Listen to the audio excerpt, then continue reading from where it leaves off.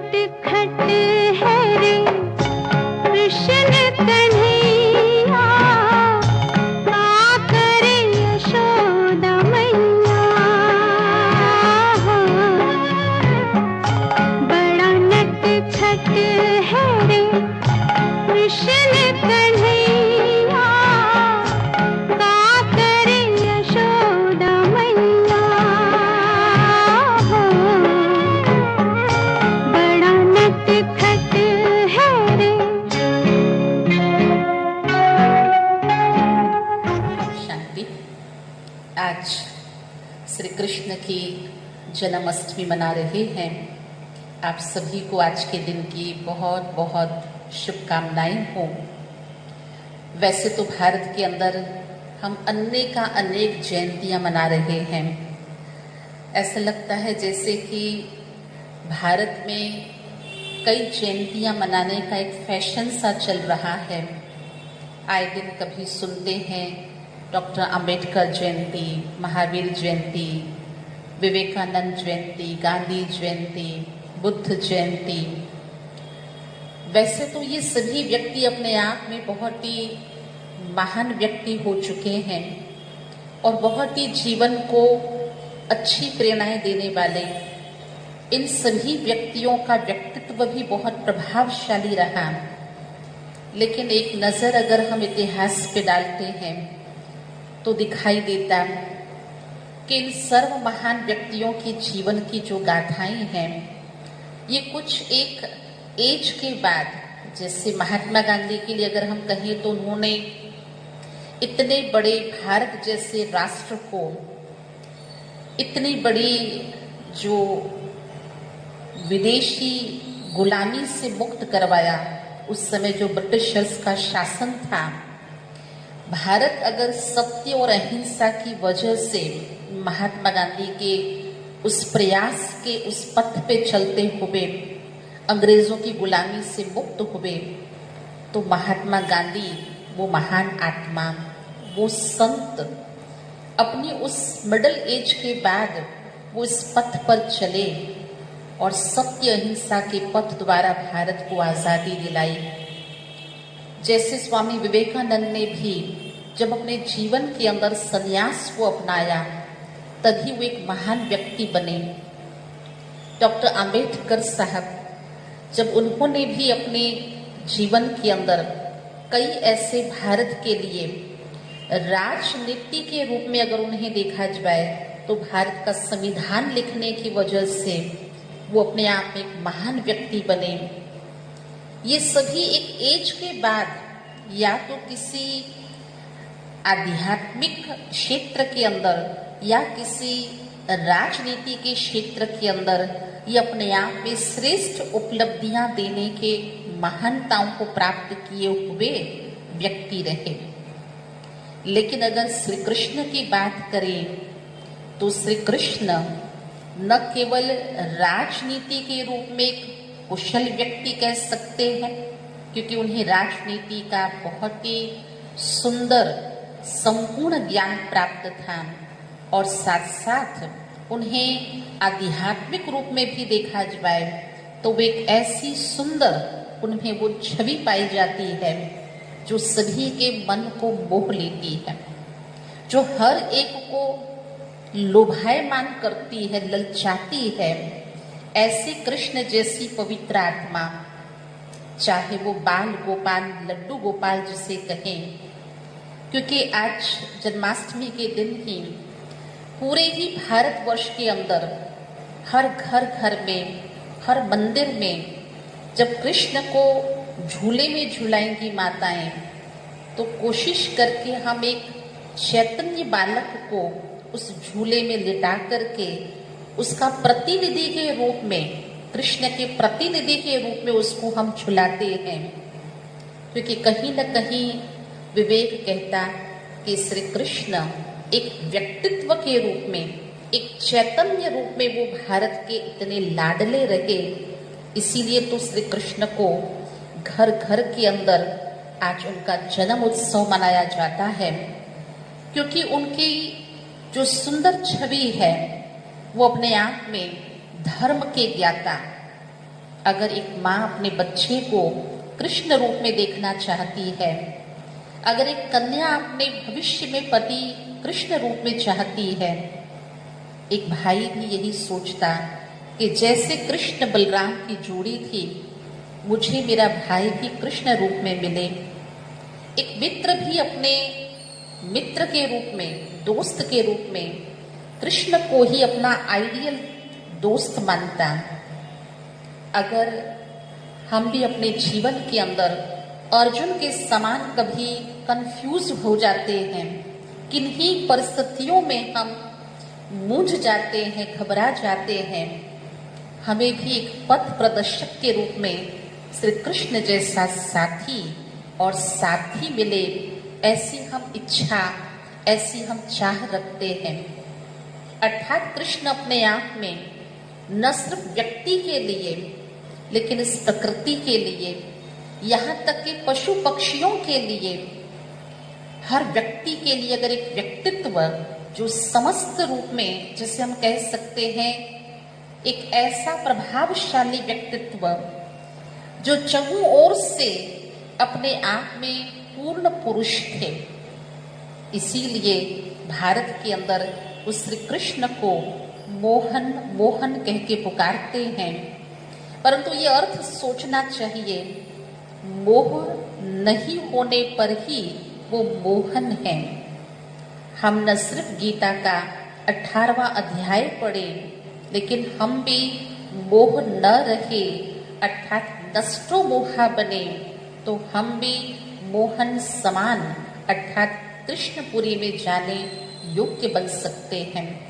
इसीलिए कृष्ण दिव्य गुणों की खान कहें, एक ऐसा 16 कला संपन्न व्यक्ति कहें जो संपूर्ण निर्विकारी होते हुए भी जो अपने आप में एक ऐसे लीडर रहे जिन्होंने संपूर्ण महाभारत के अंदर पांडव सेना को लीड किया, उनके सारथी बन करके।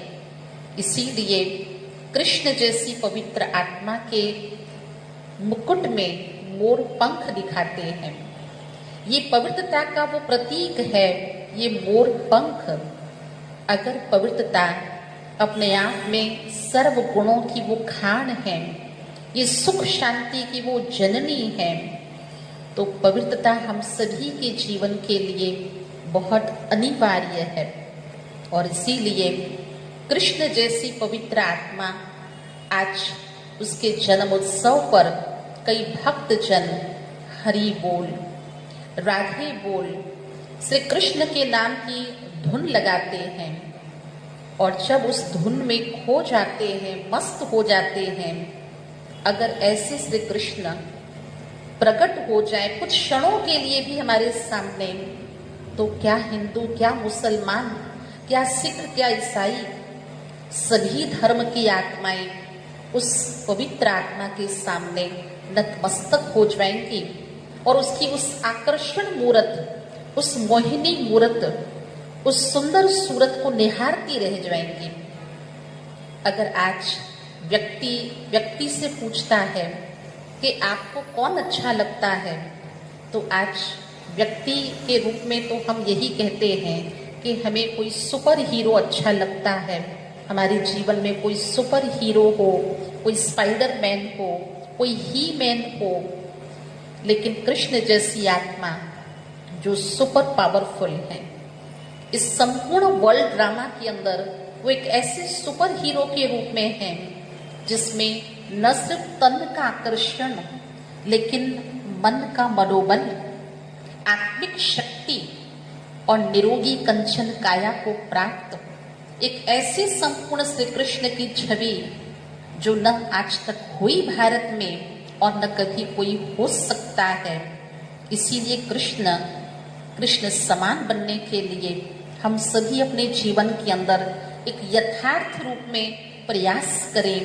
अगर आज के दिन हम ये शुभ संकल्प लें, न केवल हम कृष्ण को झूले में झुलाएं, उनकी झांकियां सजाएं और उन झांकियों की परिक्रमा भारत में लगाई जाती है, लेकिन एक पल के लिए अगर हम अपने दामन में निहारें तो कहीं मेरे दामन में कोई दाग तो नहीं, कोई कर्म से लिप्त मैं आत्मा अगर मैं भी अपने अंदर झांकती हूँ तो मैं झांकी दिखाने योग्य नहीं हूँ।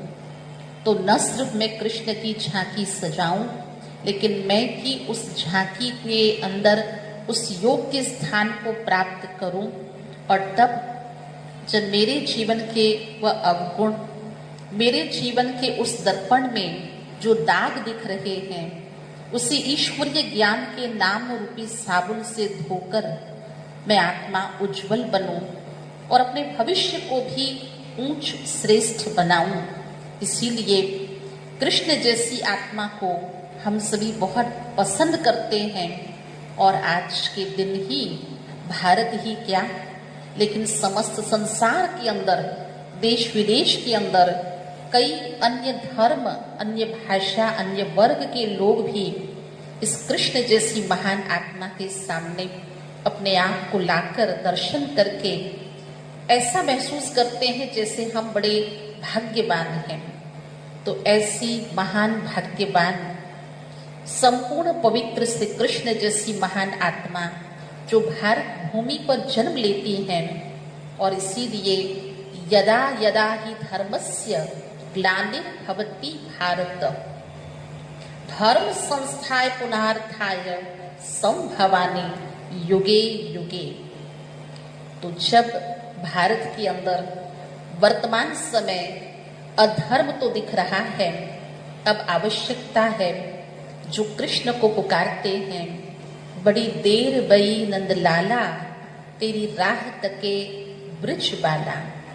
तो आज हर ग्वाल बाल, हर गाय अर्थात हर आत्मा, हर पशु पक्षी, प्रकृति, जड़ और चैतन्य उस कृष्ण जैसी महान आत्मा को, जो धर्म और धर्म के मर्म को जानती है, जो कर्म की कुशल ज्ञाता है, और इसीलिए इस सत्य ईश्वरीय ज्ञान को जानते हुए, उसकी समझ को रखते हुए अगर हम भी जीवन के अंदर अपनी दिव्य धारणाओं से अगर उस ऊंच पराकाष्ठा को प्राप्त करेंगे, तो अवश्य हम भी उस कृष्णपुरी में जाने योग्य बनेंगे। तो न सिर्फ आज के दिन हम रोशनी करके जन्म उत्सव मनाएंगे, हम बहुत सारी लाइट्स लगाकर और कृष्ण की उस छवि को सुंदर दिखाने के लिए बहुत रोशनी करते हैं, लेकिन आज इंटरनल अगर अंदर से देखें तो बहुत अज्ञान का अंधकार है। तो आत्मा का दीपक जगाएं, अंदर से ज्ञान के प्रकाश को उस बाहर की तरफ इतना फैलाएं जो अज्ञान का अंधकार नाश हो, और तब वाकई ही ये श्री कृष्ण की जन्माष्टमी हमारे लिए यादगार बन जाएगी। कृष्ण जन्मोत्सव मनाएं और कृष्ण के साथ झूला न दिखाई दे, ये कैसे हो सकता है? कृष्ण और झूला ये एक ऐसा साथ है दोनों का, ऐसा लगता जैसे श्री कृष्ण ये एक ऐसी देवात्मा जो पूर्व जन्म के अंदर भी इन्होंने अनेक आत्माओं को ऐसे सुख के झूले में झुलाया होगा, आनंद के प्रेम के झूले में झुलाया होगा। तभी तो इस घोर कलयुग में भी, चाहे वर्ष में एक ही दिन हम कृष्ण अष्टमी मनाते हैं, लेकिन आज के दिन उस झूले की जो डोर होती है, उस रस्सी को इतना लंबा रखते हैं कि हर व्यक्ति आज के दिन उस रस्सी को खींचकर झूला झुलाने का प्रयास, उसे छूने की कोशिश तो जरूर करता है। ये स्पष्ट करता है यादगार कि कृष्ण जैसी आत्मा ने अनेकों को सुख दिया, प्रेम दिया, और कहीं न कहीं कहावत के रूप में भी हम यही तो कहते सुनते हैं कि जब कभी कोई व्यक्ति बहुत निश्चिंत बेफिक्र होता है तो उसके लिए यही कहते हैं, बस ये तो सुख के झूले में झूलते हैं। किसी कन्या के लिए कोई घर, कोई वर पसंद करते हैं, तभी यही कहा जाता कि आपकी लड़की तो वहाँ सोने के झूले में झूलेगी। किसी बच्चे के लिए भी हम यही देखते, बच्चे के जन्म से पूर्व माता पिता, दादा दादी, घर के अन्य सदस्य उस जन्म लेने वाले बच्चे के लिए कितनी तैयारियां करते हैं, कितना ना कपड़े लत्ते, खिलौने, कई साजो सामान तैयार करते। उसमें भी उस झूले का विशेष महत्व होता है। और जब कभी बच्चा रोता है तभी उसे घर के अन्य लोग यही राय सलाह देते उस माँ को कि बच्चे को झूले में डाल दो, झूले में डालकर झुलाओ तो बच्चा चुप हो जाता। झूले में झूलने से बच्चा बड़ी शांति की, प्रेम की नींद सो जाता।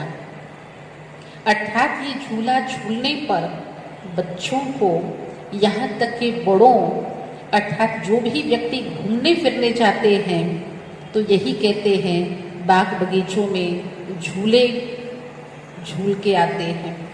पिकनिक पे जाते हैं तो बच्चे भी यही आके सुनाते हैं कि हम आज बहुत सारे झूले खा करके आए। घर के बड़े बुजुर्ग जब वो अपने जीवन के उस स्थान, उस अवस्था पे पहुंचते हैं, जब वो अपने जिम्मेदारियों से, कार्य से रिटायर्ड हो जाते हैं, तो वो भी घर के आंगन के झूले में बैठ करके अपना झूला भी झूलते रहते हैं। अपना खाना पीना, अपना टाइम पास के लिए न्यूज़पेपर पढ़ा, कोई साथ समाचार सुना, अर्थात वो भी अपना जो झूले में बैठने का आनंद है उस बुजुर्ग आयु में भी वो झूला झूलते हैं। घर की बहनें, माताएं भी अपने कई घर के ऐसे काम जो झूले पे बैठ कर के झूला भी खाती हैं और कई आवश्यक काम जैसे चुनाई, बुनाई, ऐसे कई काम बैठ कर के झूले पे करती हैं। अर्थात ये झूला न सिर्फ भारत के घर घर की एक ऐसी सुंदर प्रथा है, एक ऐसी सजावट है, एक ऐसा फर्नीचर है जो घर की समृद्धि का चिन्ह, एक निशानी है, ये शुभता का प्रतीक है। इसीलिए देवी देवताओं में विशेष श्री कृष्ण को ही झूले में झुलाते हैं।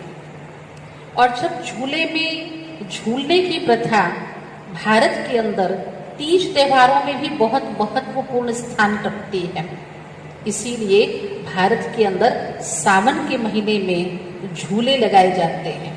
खास तौर पे माताएं बहनें कई व्रतवास जो हैं वो तीज की कथा भी झूले में बैठ कर के झूलते हुए कथा सुनती हैं।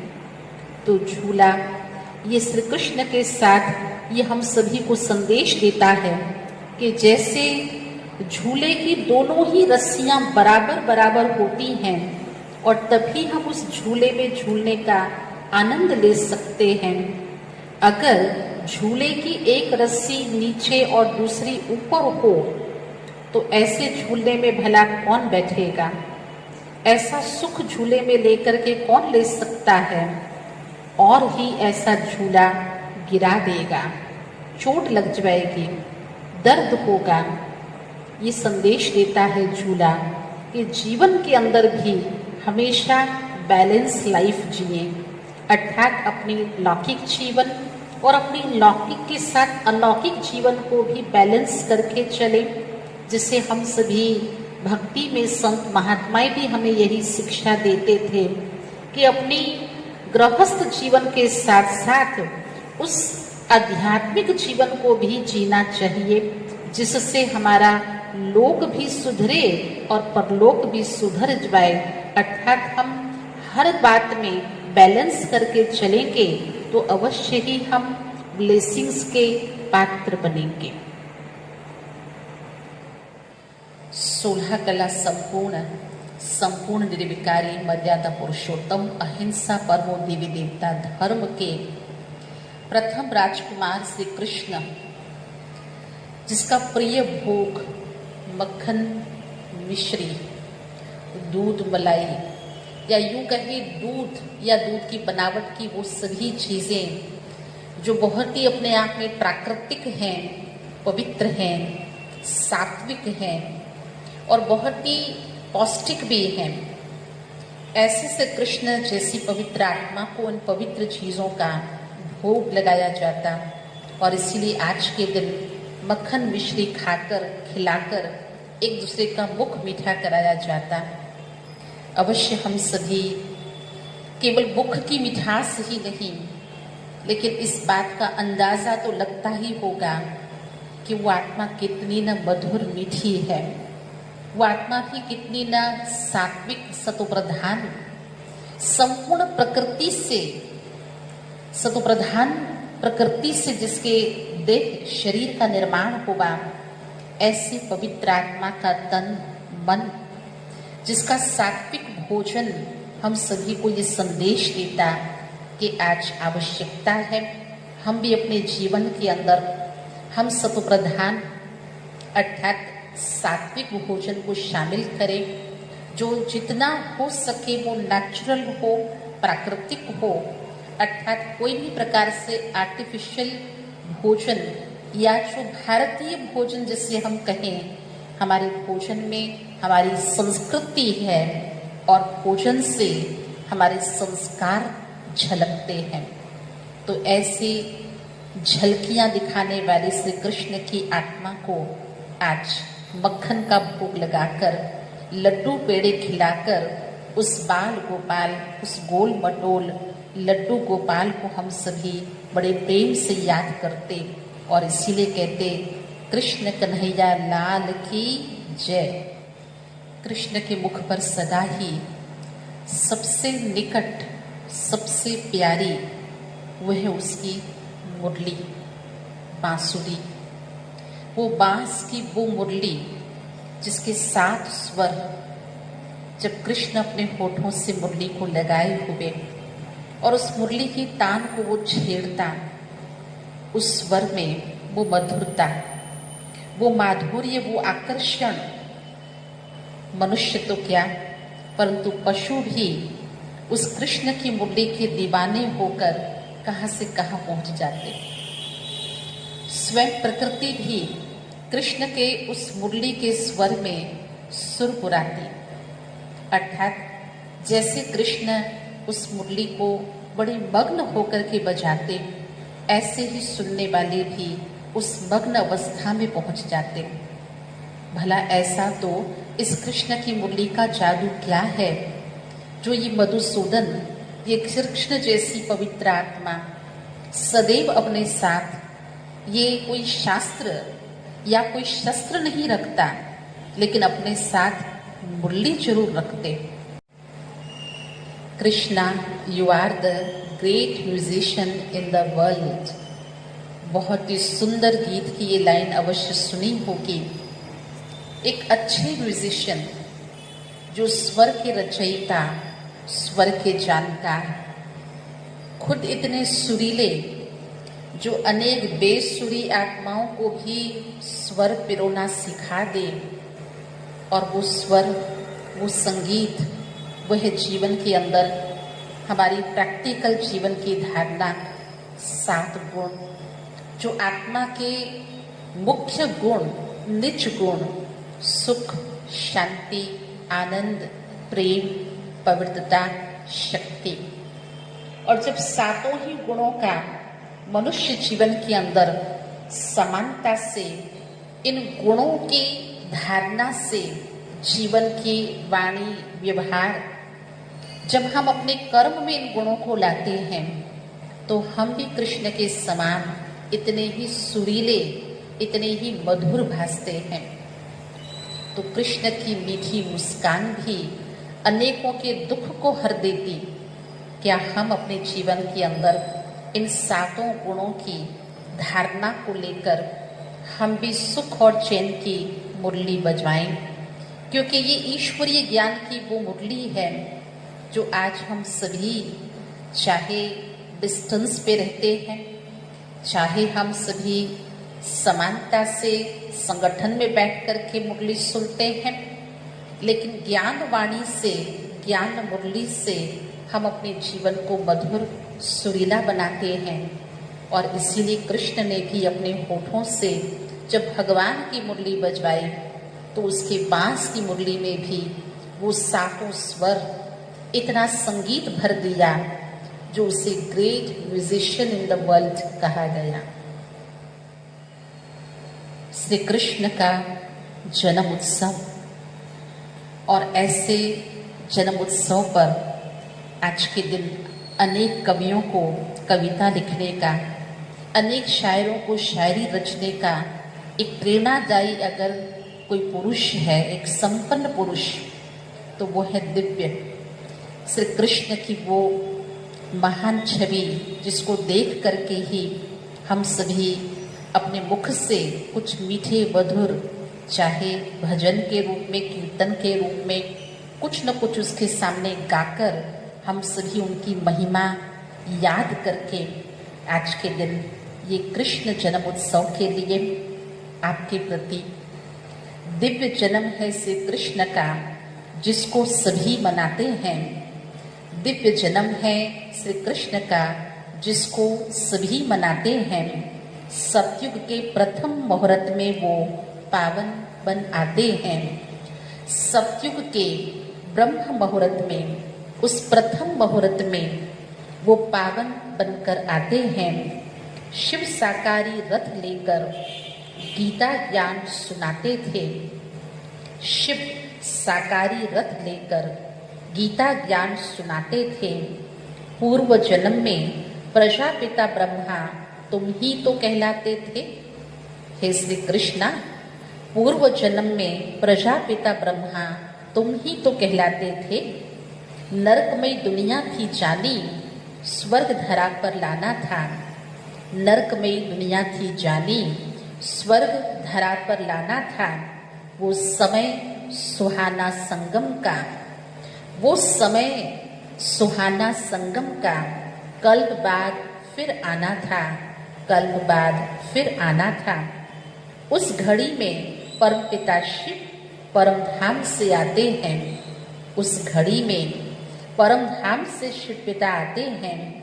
दिव्य जन्म है श्री कृष्ण का, जिसको सब मनाते हैं, जिसको सब मनाते हैं। परम पिता की आज्ञाओं का पालन करते पूर्ण, परम पिता की आज्ञाओं का पालन तुमने पूर्ण किया। कंस जरासंध जैसे दुष्टों के व्यभिचार को चूर्ण किया। कंस जरासंध जैसे दुष्टों के व्यभिचार को चूर्ण किया।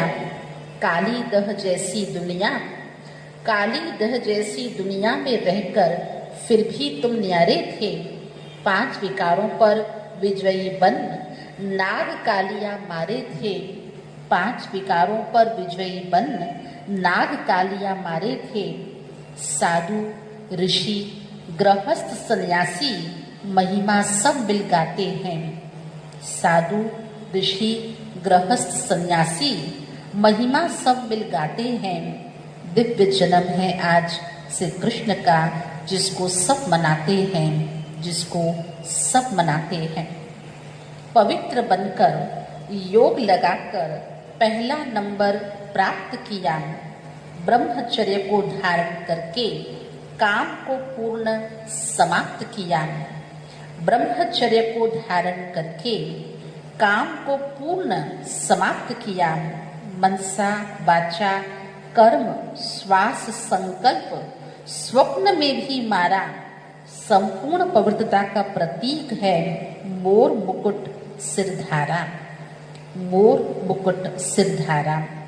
श्याम से सुंदर बन करके, श्याम से सुंदर बन करके वह सभी के मन को लुभाता है।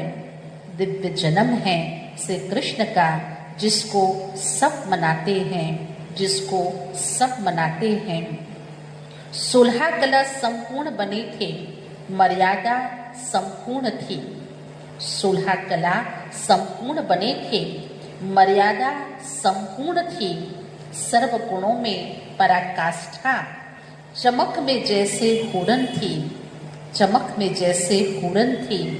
निराकारी निरअहंकारी रह मन को श्रेष्ठ बनाया था, मन को श्रेष्ठ बनाया था। निर्विकारिता श्रेष्ठता से सभी में भाव जगाया था, सभी में भाव जगाया था।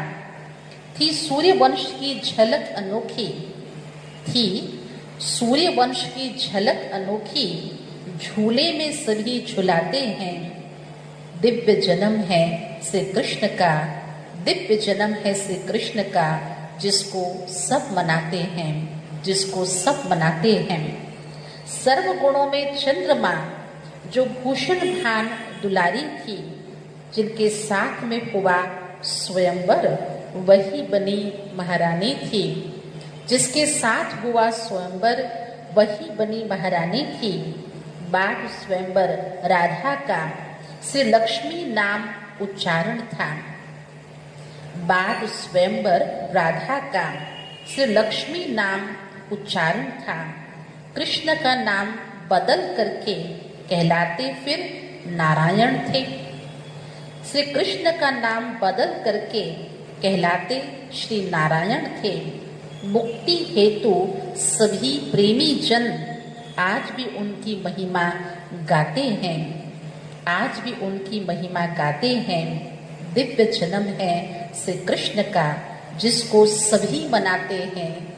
दिव्य जन्म है श्री कृष्ण का, जिसको सभी मनाते हैं। हाथी घोड़ा पाल की, जय कन्हैया लाल की। आप सभी को आज के कृष्ण जन्माष्टमी के इस महोत्सव का बहुत बहुत शुभकामनाएं हो, बधाइयाँ हो। धन्यवाद। ओम शांति।